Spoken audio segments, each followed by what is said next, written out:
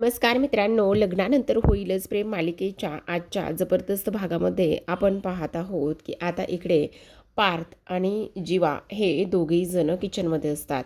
तेव्हा पार्थ जीवाला म्हणत असतो, ऑल ओके ना छोटे? तेव्हा तो म्हणत असतो, हां ऑल ओके. का, काय झालं? नाही म्हणजे कसं आहे ना, जसा ॲक्सिडेंट माझ्यापासून घरच्यांपासून लपवला होतास तसं अजून काही कोणत्या गोष्टी तू लपवत नाहीस ना, हे मला तुला विचारायचं आहे. म्हणजे कसं आहे ना, जर लपवत असशील काही तर नक्कीच मला तू सांगू शकतोस, मला काही प्रॉब्लेम नाही आहे. मग आता जीवा मनामध्ये विचार करत असतो, काय करू, दादाला सांगू का सगळं? जर दादाला सगळ्या गोष्टी सांगितल्या तर कमीत कमी जेव्हा घरामध्ये सर्वांना सगळं काही समजेल ना, तेव्हा दादा तरी कमीत कमी आमच्या बाजूने असेल, सांगू का? असा जीवा विचार करत असताना दुसऱ्या बाजूला काव्या नंदिनीला म्हणत असते, अगं ताई, जेव्हा आपली आई आरूच्या वेळेला प्रेग्नेंट होते त्यावेळेला तू आईच्या पोटावर हात ठेवून आरूशी गप्पा मारत होतीस, मग आत्ताच तू तुझ्या पोटातल्या बाळाशी का बरं गप्पा मारत नाहीस? असा प्रश्न काव्याने नंदिनीला केलेला असतो. तेव्हा नंदिनी मनात विचार करत असते, हा संशय काव्याचा इथंच मिटवला पाहिजे, नाही तर तिला मात्र अजून संशय येईल. काही करून इथेच संशय हा मिटवते. असं म्हणून नंदिनी काव्याला म्हणत असते, अगं वेडाबाई, खरंच ना, तुला तर काय बोलावं ना तेच कळत नाही. तुला असं वाटतंय का की मी माझ्या चकुलीशी गप्पा मारत नसेल म्हणून? हे बघ, असं अजिबातच नाही. मी माझ्या चकुलीशी तासनतास गप्पा मारते. आणि तुला सांगू का काव्या, हे बघ, आमचं असं आहे की आम्ही ना आमच्या वेळा ना ठरलेल्या आहेत. म्हणजे बघ ना, जेव्हा मी दुपारी जेवते ना आणि जेवल्यानंतर मी माझ्या खोलीमध्ये जेव्हा आराम करायला येते ना, नेमकं ना त्याच वेळेला आता इथे माझ्या छकुलीला माझ्याबरोबर गप्पा मारायच्या असतात. असं सुद्धा आता इकडे ती बोलत असते. आणि हे सगळं काही बोलल्यानंतर ती म्हणत असते, अगं जेव्हा मी खोलीत येते ना त्यावेळेला मात्र मॅडमला माझ्याशी बोलायचं असतं. मग मी सुद्धा इथे तिला सांगत असते, आत्ता तू मला झोपू देत नाहीस, त्रास देतेस, पण जेव्हा एकदा तू बाहेर येशील आणि शाळेमध्ये जायला लागशील ना, त्यावेळेला मी तुला उठवायला आले ना तर तू मला म्हणू नकोस, आई प्लीज गं मला आणखी 5 मिनिटे झोपू दे ना. तेव्हा मात्र आता मी तुला अजिबातच झोपू देणार नाही. असं सुद्धा आता इकडे ती बोलत असते. त्यावेळेला मात्र लगेचच काव्या म्हणत असते, खरं बाबा तुमचं हे सगळं ठीक आहे, पण बेबोचं अजिबात तसं नाही आहे ताई.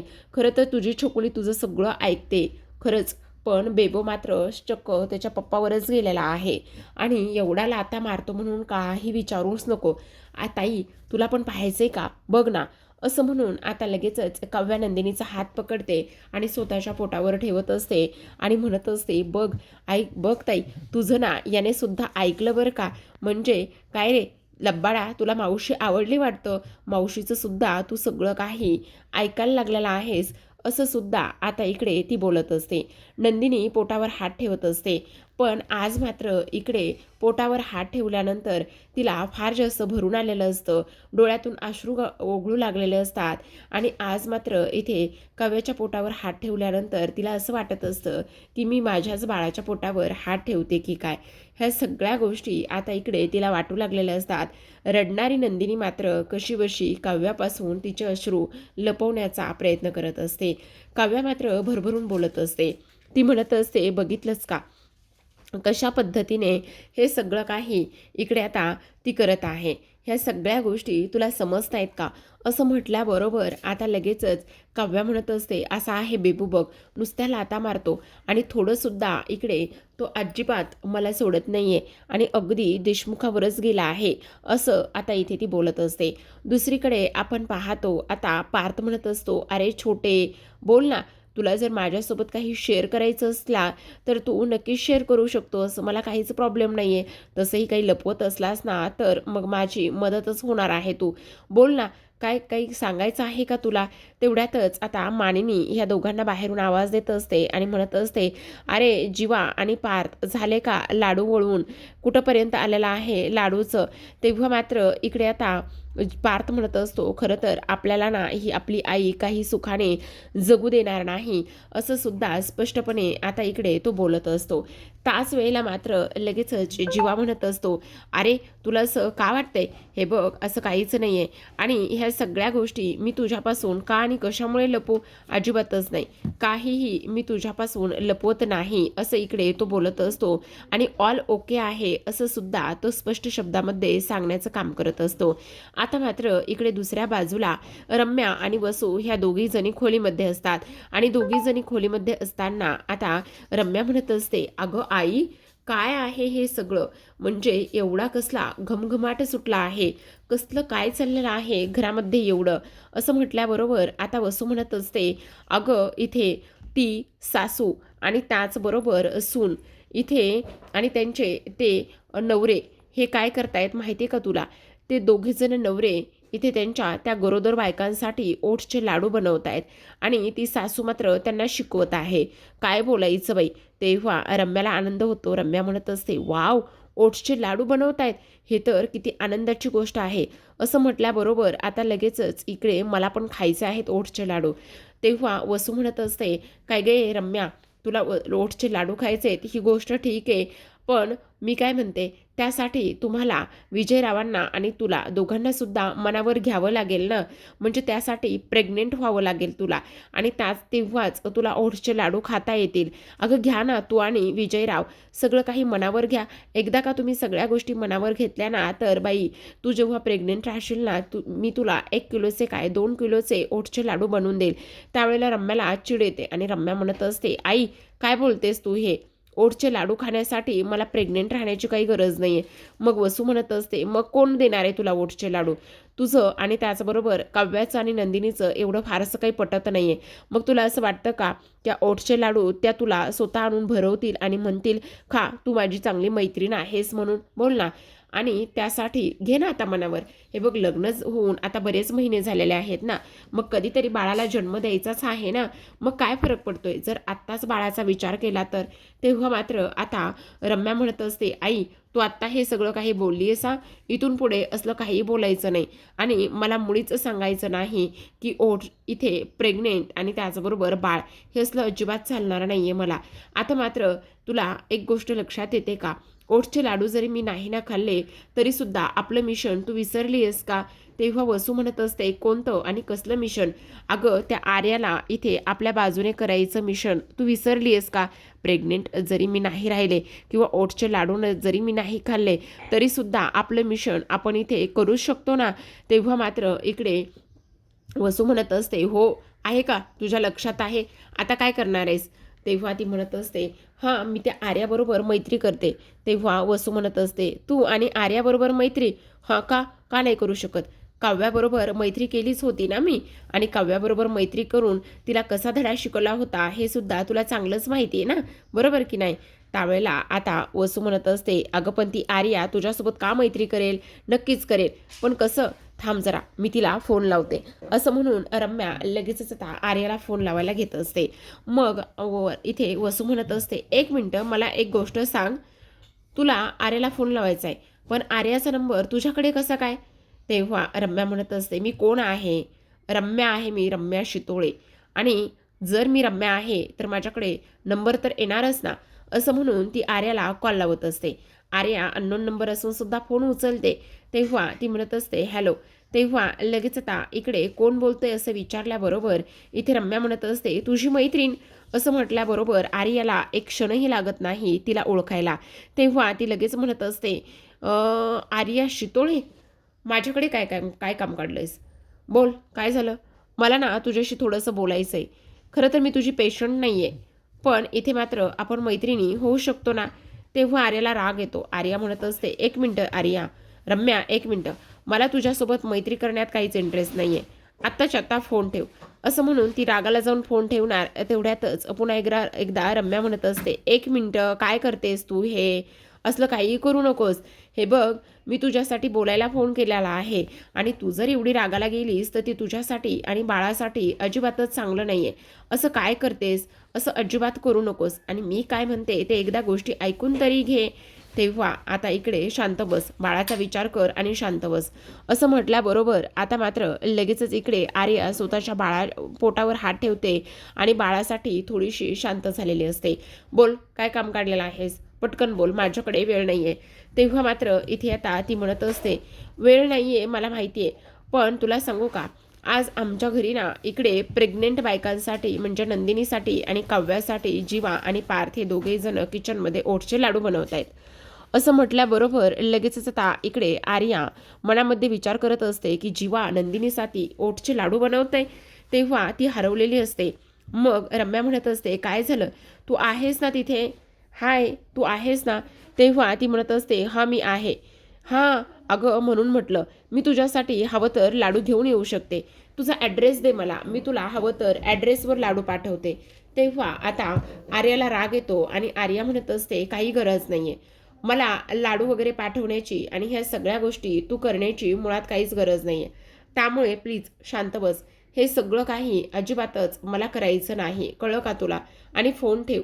असं म्हणून आता तिला राग येतो आणि ती डायरेक्टच फोन कट करत असते. आता डायरेक्टच फोन कट केल्यानंतर इथे वसू म्हणत असते, झालं, बघितलं काय भेटलं तुला ह्या सगळ्या गोष्टी करून? काहीच नाही मिळालं. तेव्हा ती म्हणत असते, असू दे गं, आत्ता जरी मला काही नाही भेटलं तरी सुद्धा लवकरच मला काहीतरी भेटेल. आई मला एक गोष्ट सांग, जेव्हा मी तुझ्या पोटात होते ना त्यावेळेस बाबा तुझ्यासाठी काय करायचे? अगं तुझे बाबा ना माझी फार जास्त काळजी घ्यायचे, सगळं काही करायचे. मग रम्या म्हणत असते, काळजी हीच एक काळजी असणार आहे की इकडे काही जरी झालं ना तरी सुद्धा आर्याची आपण काळजी घ्यायची, असं सुद्धा आता इकडे ती बोलत असते. आता हे सगळं काही बोलल्यानंतर मात्र इकडे ती म्हणत असते, हो का, हे सगळं ठीक आहे, पण आता चल बाहेर. आता इकडे डायनिंग टेबलवर सगळेजण बसलेले असतात. जेव्हा डायनिंग टेबलवर सगळेजण बसतात नेमकं त्याच वेळेला आता इकडे ओटचे लाडू सर्वांसमोर आलेले असतात. मग ओटचे लाडू सर्वांसमोर आल्यानंतर आता इकडे हे लाडू कसे आणि कोणी बनवले असा इथे विषय सुरू असतो. तेव्हा आता इकडे काव्या म्हणत असते, मुलगी शिकली, प्रगती झाली. तेव्हा नंदिनी म्हणते, मुलांनी किचन सांभाळलं तर विकास झाला, असं म्हणून सगळेजण हसायला लागलेले असतात. आणि तेव्हा आता हे दोघेजण म्हणत असतात, शेवटी आमच्याकडून लाडू ओळवूनच घेतले. असं म्हटल्याबरोबर आता लगेचच इकडे ही जीवा म्हणत असतो, लाडू तर ओळले, पण सगळ्यात महत्त्वाची एक गोष्ट म्हणजे इथे पार्थदाने हात भाजून घेतले आणि हे हात इथे जीवाने मला भाजायला शिकवले की काय? असं जीवा म्हटल्याबरोबर आता जीवा म्हणत असतो, काय मी तुला हात भाजायला शिकवले? आणि नाही नाही, लाडू वळायला शिकवलेस रे, असं आता इकडे तो बोलत असतो. असं बोलल्याबरोबर लगेचच आपण पाहतो की इकडे आर्या आलेली असते. हाय गाईज असं म्हटल्याबरोबर रम्या आणि वसू इकडे कोमातच जातात. असं म्हणत असते, अगं ही इथे कशी? तेवढ्यातच आता ती म्हणत असते, ही इथे कशी म्हणजे? अगं तुला समजत नाहीये का? सगळ्यात महत्त्वाची गोष्ट म्हणजे की ती इथे का आलेले आहे? लाडू खायला आलेले आहे, बाकी काही नाही, तू बघ आता.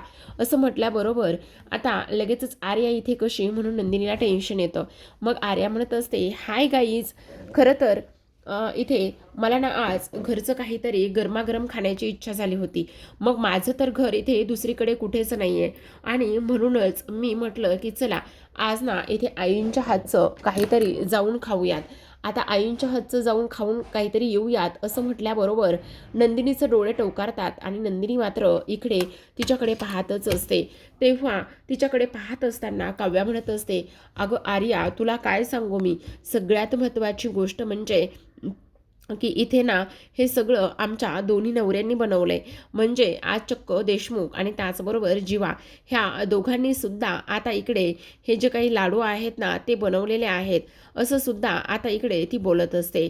आता हे सगळं काही बोलल्यानंतर मात्र इथे ती म्हणत असते, आहा का, अच्छा असं आहे का? मग आता इकडे काव्या आणि त्याचबरोबर नंदिनी म्हणत असतात, आता लाडू आम्हाला कोणी भरवणार आहे की नाही? मग आता ते दोघेही जण लाडू हातामध्ये घेतात, पण मानेनी त्यांच्याकडून घेते आणि म्हणत असते, थांबा मी माझ्या सुनांना भरवते.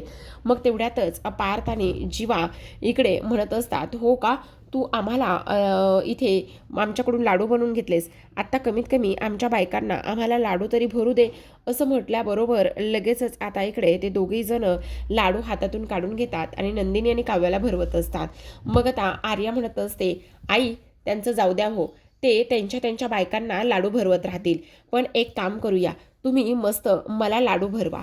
असं म्हटल्याबरोबर इथे मला तरी दुसरं कोण आहे आणि मला काही खावंसं वाटलं तर मी सुद्धा इथेच येणार आहे ना, मी तरी दुसरीकडं कुठे जाणार आहे, असं आर्या मुद्दामच बोलत असते. आणि तेव्हा मात्र इथे लगेचच मानिनी म्हणत असते, हो ग, तू अजिबात काळजी करू नकोस. खरं तर असं म्हणतात, जेव्हा नवरे म्हणजे मुलं हे त्यांच्या बायकांच्या मागे धावतात ना, तेव्हा आईसाठी एखादी तरी हक्काची लेक इथे असायला हवी. मग तसं समज, तू माझी लेक आहेस असं समज. तुझ्यासाठी मी इकडे लाडू भरवायला सुद्धा तयार आहे, असं सुद्धा आता इकडे ती बोलत असते. आता हे सगळं काही बोलल्यानंतर मात्र दुसऱ्या बाजूला इथे रम्या आणि वसू हे सगळं काही पाहतच असतात. आणि हे सगळं काही पाहिल्यानंतर आता इकडे ती विचार करत असतात, बघितलं, आता मात्र खरी मजा येणार आहे. आर्याला फक्त काय हवंय, तर आर्याला मात्र फक्त आणि फक्त इथे बहुतेक ना जीवा हवा आहे, असं सुद्धा आता इकडे ते बोलत असतात. तर आता प्रेक्षकांनो इकडे मात्र नंदिनीला राग आलेला असतो. नंदिनी विचार करत असते की हे सगळं काही काय आहे, आणि त्याहूनही सगळ्यात महत्त्वाची गोष्ट म्हणजे की ही इथे माझ्या आईंना आई का म्हणते. ह्या माझ्या सासूबाई आहेत, मग हिला मात्र इथे आई आणि ह्या सगळ्या गोष्टी म्हणण्याची काहीच गरज नाही, असं सुद्धा आता इथे ती बोलत असते. तेव्हा लगेचच आता इथे ती म्हणत असते की काळजी वगैरे करण्याची काहीच गरज नाही आहे. आता मात्र इकडे मानिनीने तिला लाडू भरवलेला असतो आणि मानिनीने तिला लाडू भरवल्यानंतर आर्या मात्र तो लाडू ती आनंदाने खात असते.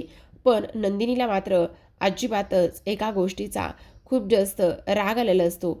ती विचार करत असते की हे सगळं काही काय आहे, हिला नेमकं काय सिद्ध करायचं आहे, हिला नेमकं काय म्हणायचं आहे. आणि त्याहूनही सगळ्यात महत्त्वाची गोष्ट म्हणजे की ही अशा पद्धतीने का बरं बोलत आहे, हे सगळं कोणाला कसं समजत नाही, असं सुद्धा इकडे आता ती विचार करत असते.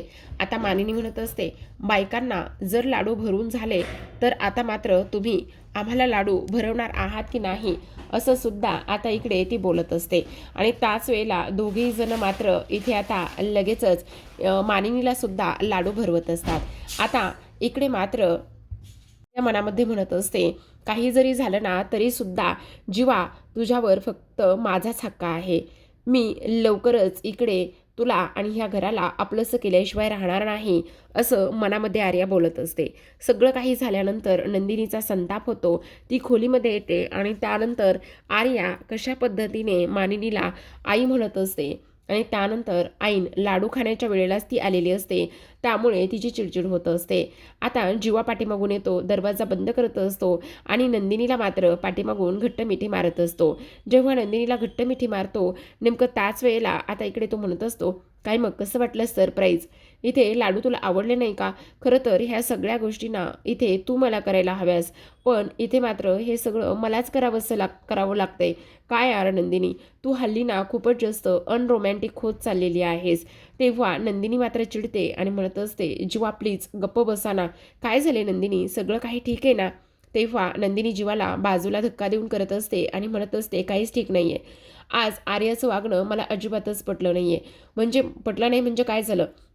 तेव्हा नंदिनी म्हणत असते, तुम्ही बघितलं ना, ती इथे मानिनी आईला म्हणजेच माझ्या आईला फक्त काव्या आणि मी आम्ही दोघीच जणी आई म्हणतो, पण इथे आर्या मात्र आईंना आई कशी म्हणू शकते.